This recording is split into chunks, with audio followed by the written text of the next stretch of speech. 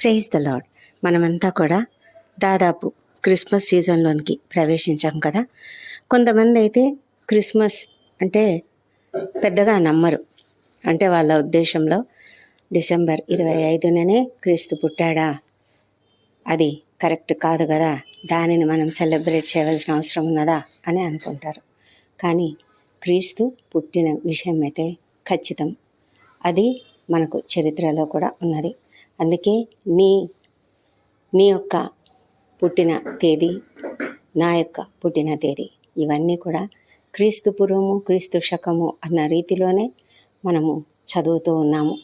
చరిత్ర అంతటిలో కూడా ఏ ఒక్కరిని గురించి చెప్పినా ఫలానా వారు క్రీస్తు పూర్వము పుట్టారు, ఫలానా వారు క్రీస్తు శకము పుట్టారు అని మాట్లాడుతూ వారి యొక్క పుట్టిన తేదీని ధృవపరుస్తూ ఉంటారు. అంటే అంత దృఢంగా ఎందుకు అది చెప్పబడుతూ ఉంది అంటే, ప్రభువైన యేసుక్రీస్తు ఖచ్చితంగా ఈ లోకంలో పుట్టాడు కనుకనే.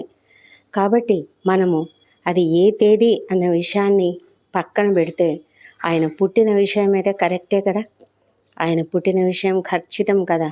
కాబట్టి తప్పకుండా మనము ఆయన పుట్టిన తేదీని, పుట్టిన దినమును సెలబ్రేట్ చేసుకోవడంలో పెద్ద ఇబ్బంది ఏమీ లేదు అని నేనైతే అనుకుంటాను పర్సనల్గా.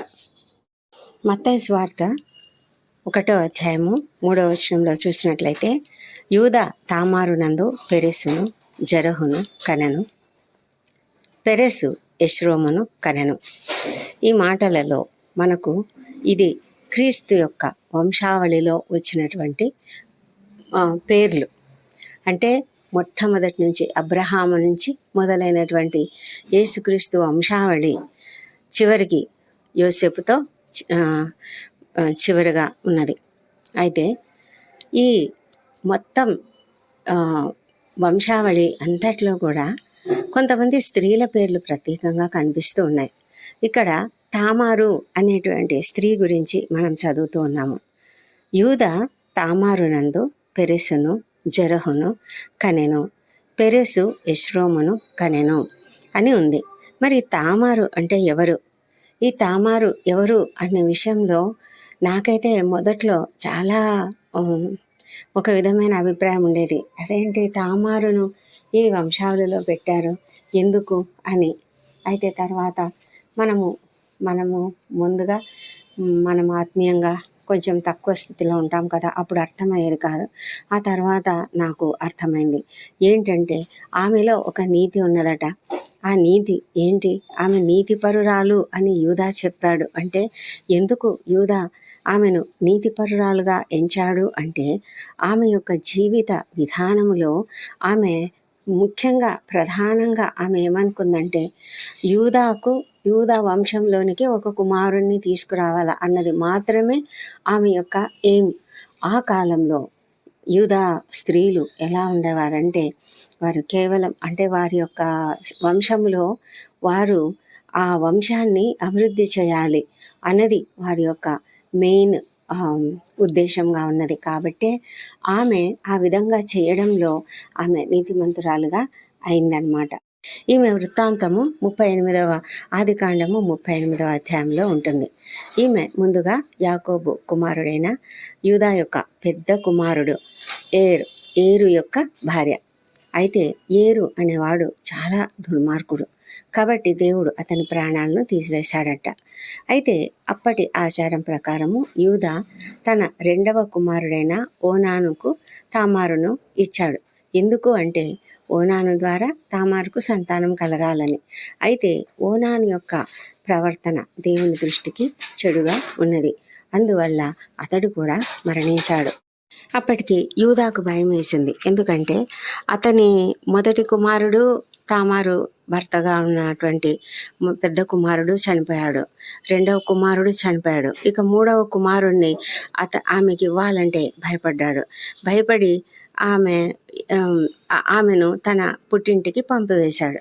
అయితే తామారు తనకు న్యాయం జరగాలని, కుటుంబ వంశం కొనసాగాలనే ఉద్దేశంతోనే వేషవేషం వేసుకొని తన మామ ద్వారా తన మామ అయిన యూదా ద్వారా గర్భం దాలుస్తుంది. కాబట్టి ఇది మనకు ఒక్కొక్కసారి ఇదేంటి ఇలా చేసిందేంటి ఆమె అన్నట్లుగా ఉంటుంది. కానీ అయితే ఇది దేవుని ఉద్దేశంలో ఆమె నీతిమంతురాలు అని అనిపించుకుందట. ఎందుకంటే యూదానే ఆ మాట అంటాడు చూడండి.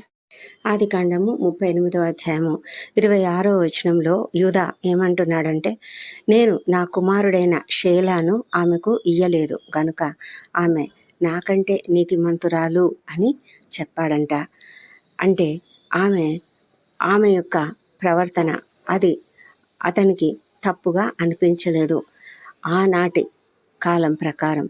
కనుక ఆమె ఒక వేశ్యగా నటించి వేశ్యగా తను మరి తన మామ ద్వారానే కుమారుణ్ణి కన్నప్పటికీ కూడా ఆమె నీతిమంతురాలుగానే ఎంచబడింది.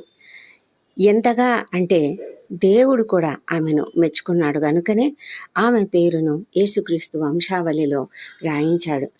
ఏ విధంగా? యూదా తామారునందు అని ప్రత్యేకంగా ఆమె పేరు రాయబడింది.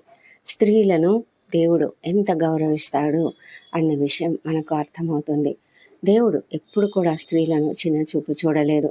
కానీ దేవుని కంటే ఎక్కువగా ఈ ప్రజలు ఉన్నారే, వీళ్ళు ఎక్కువగా తమ యొక్క స్వనీతిని ఆధారం చేసుకొని స్త్రీలను చాలా తక్కువ చేసి వారి యొక్క బలహీనతలను బట్టి వాళ్ళను అణిచివేయడం అనేది జరుగుతూ వస్తున్నది.